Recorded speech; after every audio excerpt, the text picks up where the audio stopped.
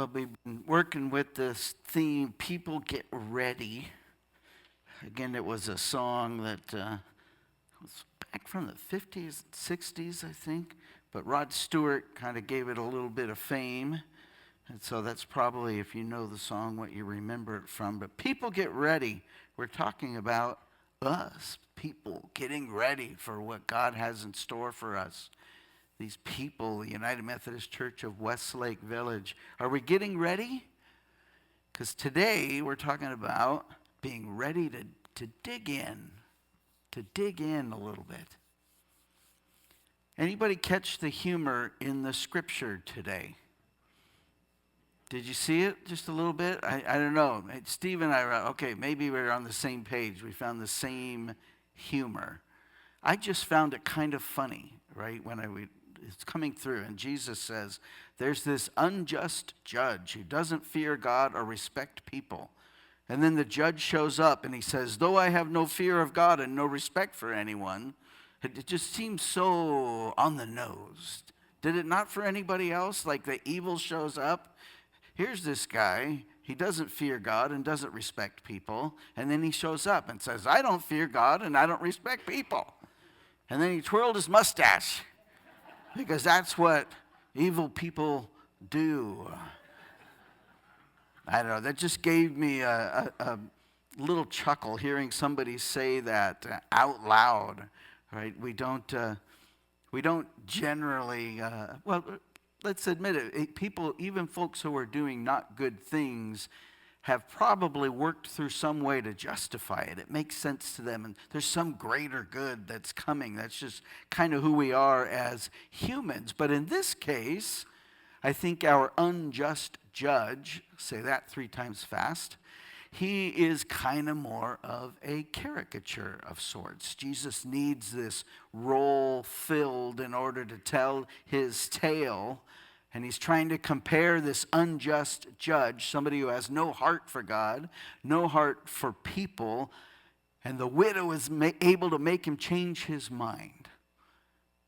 The judge is supposed to be compared to God. You know, the judge, he had no heart for people, and he changed his mind with the persistence of the widow.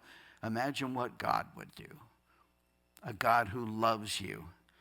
I think that's the point of this judge, even though he's kind of a caricature.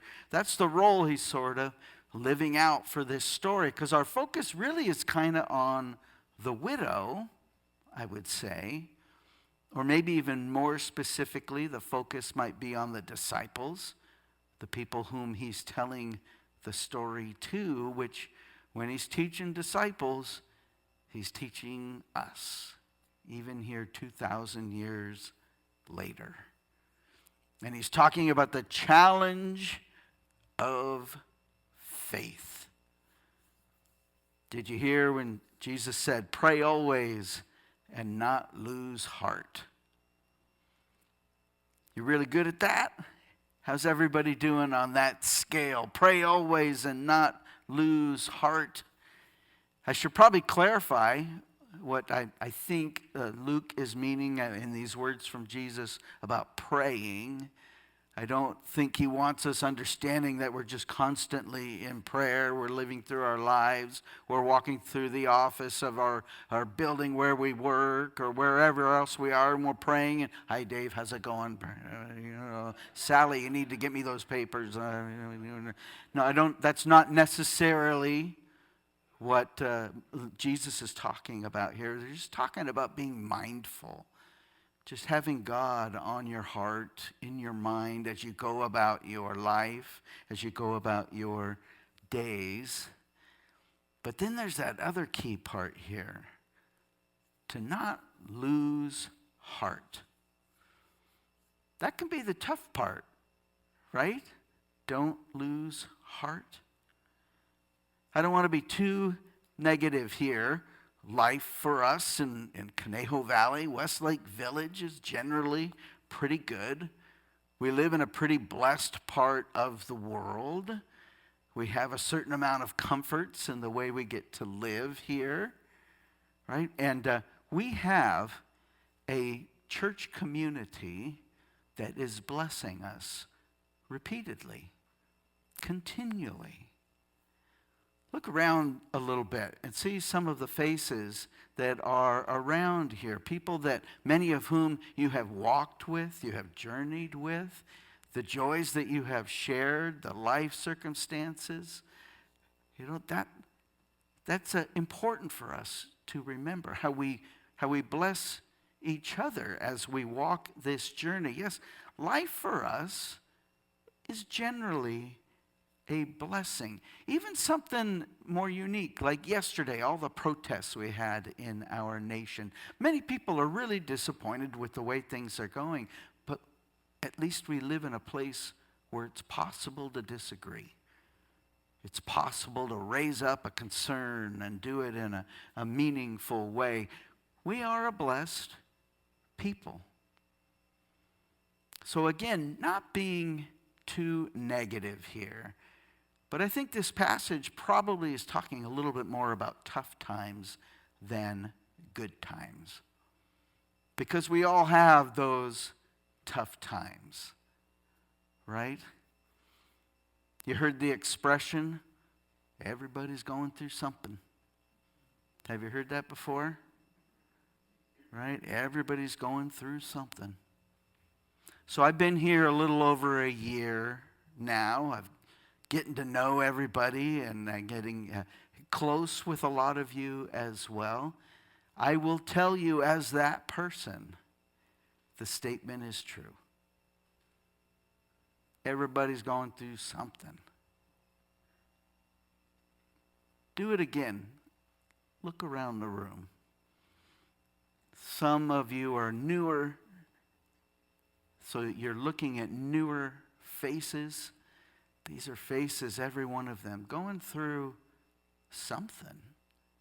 Something in their lives, something in their heart, something weighing them down. Many of you have been here many, many years. And that something you know about. As you're looking around the room, you know what that something is. Maybe even you met eyes going, yeah, we walked through that. We survived that. You survived that. So here we are, a group of people with generally good lives, but we're all going through something. This is what I think God is talking about. This is how God is speaking to us in this passage. So, what is God saying in the midst of that? I'm not a big fan of the theology that's implied here from Luke as he's describing Jesus. Now, theology, that's our word we use for how we perceive God. I might even include how we understand what God does or how God works, although there's other words for that too. In this particular story, I feel like the perception of God, the relationship with God, is maybe a little too economic. It's kind of an exchange. We offer faith to God, and then God in turn offers us prosperity. The widow offers persistence about her issue, the justice that she understands needs to happen, and then the judge listens. The exchange, right? There's a word for this kind of theology too. They call it the prosperity gospel. Maybe you've heard of the prosperity gospel. I think it comes from a mindset of trying to enhance or get people to understand more clearly the importance and the value of having faith. You should have faith. It matters. It will change your life to be a person of faith. We live in that good place, but the problem is there's this slippery slope that you can encounter about this exchange, that you can fall into this mindset of, oh, I understand. I give faith to God, and then God makes sure that I prosper. My problem is I haven't really felt that in life. It sounds like a lot of you agree with me on that one. I've seen some really good, deep, moral people go through really tough stuff. On the other hand, too, I've seen some people who don't seem to have too much of a faith identity and maybe not even connected to much morality, and they've done quite good in life. So this prosperity gospel, this way of understanding God, I haven't really found that work for me. The math doesn't always compute, at least in my brain. I'm getting reminders. There's a town hall at church today at 11:15. That's what happens when you bring your iPad up here. And the Rams are winning 21-0.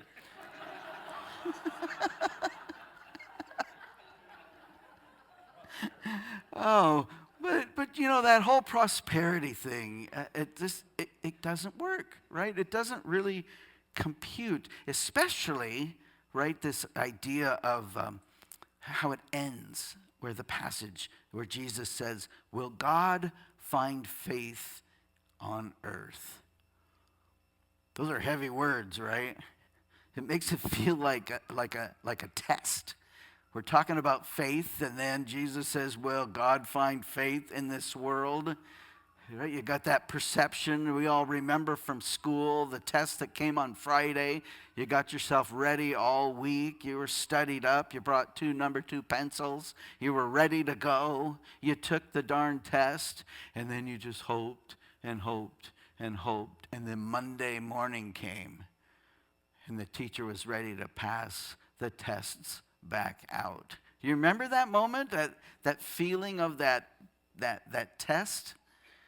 Right? By the way, not all of us believe in the second coming of Jesus, that kind of thing. But if Jesus is coming back, if he comes back on a Monday, that's going to be rough. Right? Because he's going to show up and say, I want to bring you life and I want you to have it abundantly. And we're going to go, oh, that's great. Coffee first. Are we right? I'll take all your life abundance, but after I get a little Java, you know. Monday mornings, right? Can you imagine that idea of that test and getting that result? Can you imagine that perception on your life? I haven't found that to be very, very helpful. I haven't found that perception of God to be something that invigorated me or invigorated my faith. For me, life has always felt, or faith has always felt more like a pathway than a test. It's a way of living life that helps me to give a loving context to my life, especially when my life gets difficult. A person of faith, amidst difficulty, is more likely to look for the hope. That person is more likely to see the ways that God is working around him or around her. That person is more likely to see God's love despite or maybe even within the difficulty that they're going through. Faith usually is going to affect our actions as well. Amidst sinful situations, and you know the situations I'm talking about, times when people aren't necessarily choosing the good or the godly options. They're cutting this corner, they're cutting that corner. The person of faith is usually more likely to choose the good.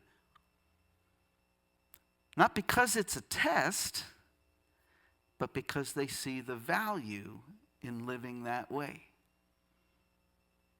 It's because they see how being a godly person can bring hope to the world around them, the community around them, their family around them.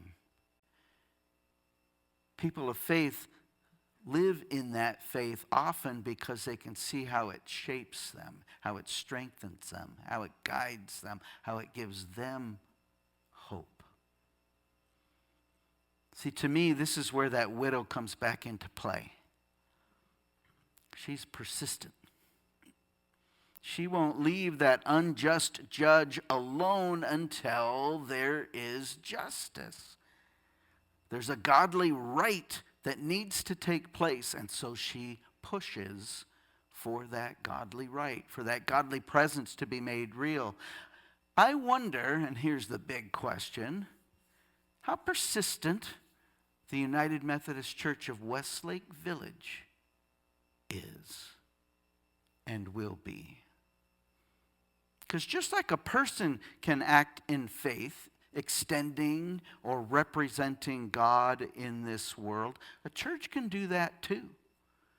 We can be representing God and God's love to the community of Conejo Valley. Heck, we have done that for the 50 plus years that we've been in existence. But we can also lose faith in ourselves. We can lose faith in God's presence. We can lose our confidence, our message, our calling. You've heard today we're having a finance meeting. We're going to be learning about where we are. And it's a mixed message that you're going to be hearing because God's presence is pretty strong here. We're seeing some new faces. People are enjoying each other, not only outside of church, but in church. And fellowship opportunities. People are taking Bible studies. They're coming to fun movie nights. Our music program is doing a great job getting ready for Christmas. Our mission program just keeps going and going. And we're seeing some new faces, including, by the way, a confirmation class that's happening this year. So we're seeing good things that are happening here. God is truly here. But financially, we're still not quite right-sized yet. We haven't really been right-sized probably since COVID.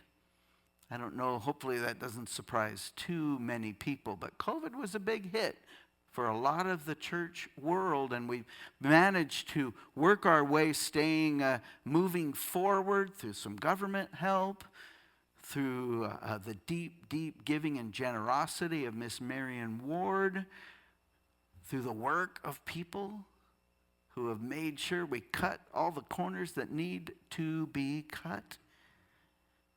But still today we spend more than we bring in.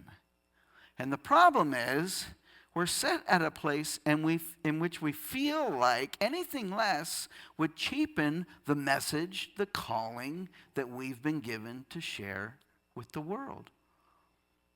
We're feeling like we've cut back what we can cut back without actually losing our sense of ourselves and what we offer and what God's given us to share. So really at this time, in many ways, we're looking at ourselves. And it becomes a bit of a question. Are we ready to be persistent? Are we ready to dig in so that our message, our calling, God's presence can continue to be shared outside of this building, outside of this property? Does God find faith here? The kind in which lives are being given meaning?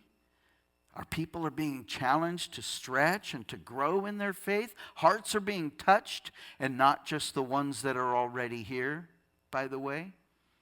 We are touching hearts outside of our community. Remember, we realized earlier that everyone is going through something. Does everyone know they don't walk it alone? Because that's part of our message. We want to get right-sized. I mean, that would be obvious. We want to start even looking ahead into our future. Music has been such an integral part of this place for however many years. Every story I ask some way connects to the music program. We want to get back to that. We want to get a children's choir and a performance, something to grow from the Camp Pizzazz from the summer. We want to move on to those next things. The world itself keeps evolving. Paul back there, despite being a depressed St. Louis Cardinal fan, he's doing his best to keep us ahead of the ways the world is changing, especially technologically. And we've talked about the different ways that he is doing that. You know what we really need, though, is somebody who has dedicated time to be able to work on that internet presence. Because you know what? A lot of ministry is getting done online now. A lot of ministry is getting done online. In fact, most people would say ministry starts online, especially for a new person, where they're engaging, they're learning, they're watching a 60-second clip of a really handsome pastor say things. It starts... I'm glad my ears aren't great, because I bet you I didn't like that one. But friends, the community's ready. Conejo Valley is ready. Everybody's going through something. And we bring the heart, we bring the message, we bring the hope, we bring the faith. The vision is there for where we know we need to keep growing. The need is there in this community. Do we have the faith in this church to keep on going? People, get ready, because we got to dig in sometimes. Amen.